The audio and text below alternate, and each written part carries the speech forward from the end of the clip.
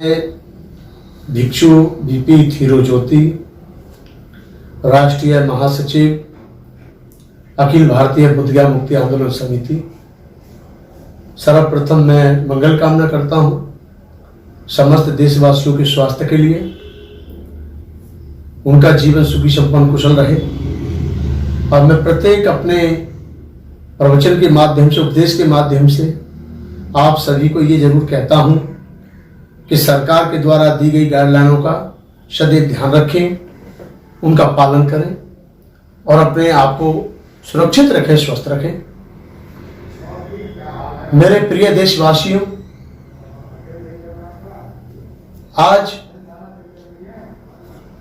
सुबह सुबह एक ऐसी घटना का हमें पता चला जो बहुत ही दुखदायी है।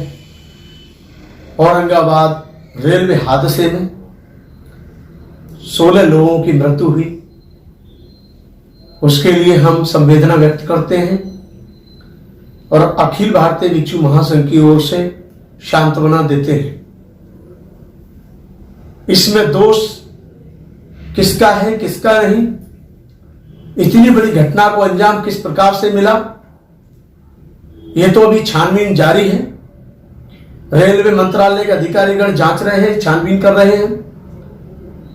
लेकिन यह कहना जरूरी है कि सबसे बड़ी भूल उनकी ये रही कि वो ये नहीं समझ पाए कि रेल बंद है कि रेल चालू है। इसमें मैं रेल मंत्रालय की तरफ से एक बात कहूंगा। हालांकि पीयूष गोयल जी एक बहुत ही समझदार रेल मंत्री हैं। आम जनता को सिर्फ इतना पता है कि रेल बंद है, गाड़ियां बंद हैं, बस बंद हैं, हवाई जहाज बंद हैं। आम जनता को यह पता नहीं कि रेलगाड़ी चालू है तो कौन सी चालू है, मालगाड़ी चालू है कि सवारी गाड़ी चालू है।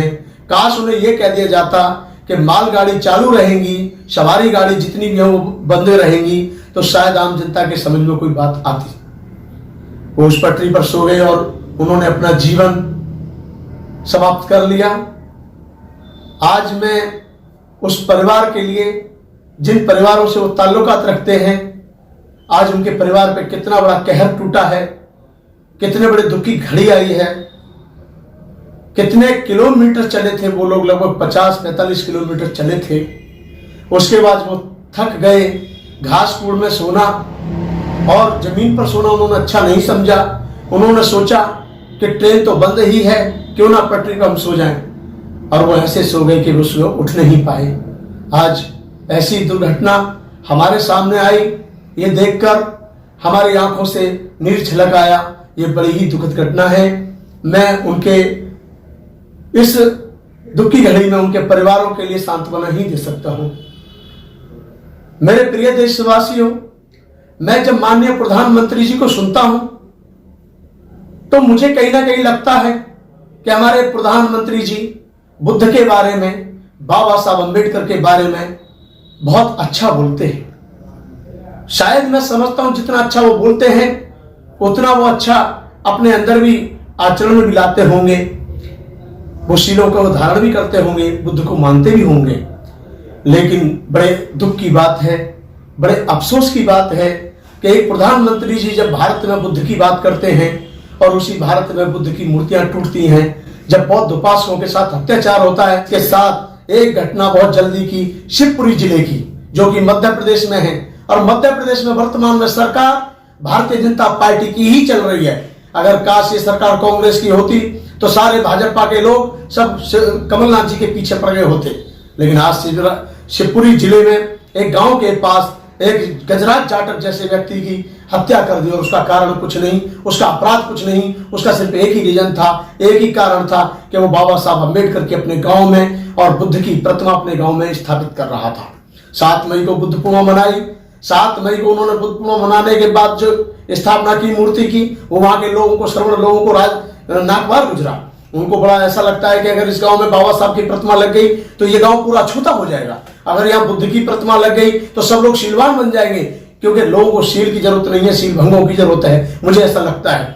तो या तो हमारी सरकार कहीं ना कहीं झूठ बोलती है, कहीं ना कहीं हमारे देश के प्रधानमंत्री बौद्धों के साथ गंदा व्यवहार करते हैं, सौतेला व्यवहार करते हैं। और मैं कहता हूं जो बुद्धिज्म के सिद्धांतों का हनन करता है, जो उनके सिद्धांतों का गला घोटता है, वो चाहे प्रधानमंत्री जी हो, चाहे हमारे देश के बहुत सारे नेता हो, कोई भी हो, उनके बुद्ध का सिद्धांत कभी माफ नहीं करता। क्योंकि बुद्ध का सिद्धांत एक आचरण में लाया जाता है। बुद्ध का शील एक आचरण वाला है, बोलने के लिए नहीं। मैं प्रधानमंत्री जी को सुन रहा था, मुझे बहुत अच्छा लगा कि बुद्ध जयंती के पावन अवसर पर माननीय प्रधानमंत्री जी ने बहुत ही मन से, बहुत अच्छे भाव रखते हुए उन्होंने धम्म देशना के रूप में संदेश दिया। मुझे बहुत गर्व हुआ इस बात का कि हमारे भारत के प्रधानमंत्री जी को बुद्ध के बारे में बहुत अच्छी बातों का ज्ञात है। लेकिन अफसोस और दुख की बात है कि ऐसे प्रधानमंत्री जी होने के बावजूद भी आज भी बुद्ध गया पूरी तरह से बौद्धों के पास नहीं है। और यहाँ तक कि जितने भी बुद्ध विहार हैं वो भी आज पूर्ण रूप से सुरक्षित नहीं है। यहाँ तक कि जो बौद्ध अनुयायी हैं वो अपने आप को सुरक्षित महसूस नहीं करते हैं। यहाँ तक कि जो बुद्ध में आस्था रखने वाले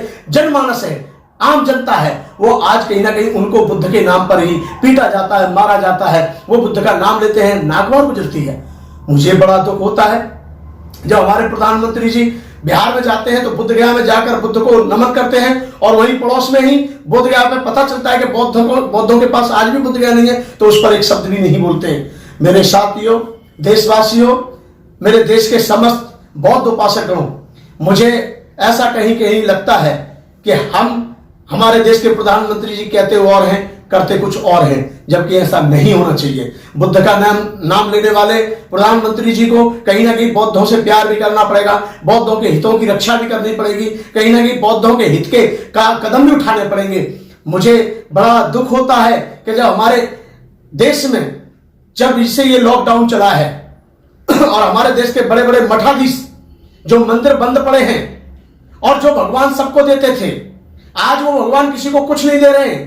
आज भी हमारे देश के उन SC ST OBC बैकवर्ड या उन अंधविश्वासी लोगों की आंख खुलनी चाहिए। अब उनको यह भी पता लगना चाहिए कि जो मंदिर हमको देते थे, आज उस मंदिरों के पंडे पुजारी भूखे मर रहे हैं। पंडे पुजारियों को, मठाधीशों को अपनी चिंता है। इस देश में बौद्ध भी रहते हैं, इस देश में ईसाई भी रहते हैं, इस देश में सिख भी रहते हैं, इस देश में जैन भी रहते हैं, इस देश में पारसी भी रहते हैं, इस देश में वहाई भी रहते हैं, इस देश में सभी धर्मों के लोग रहते हैं। सबकी चिंता क्यों नहीं है?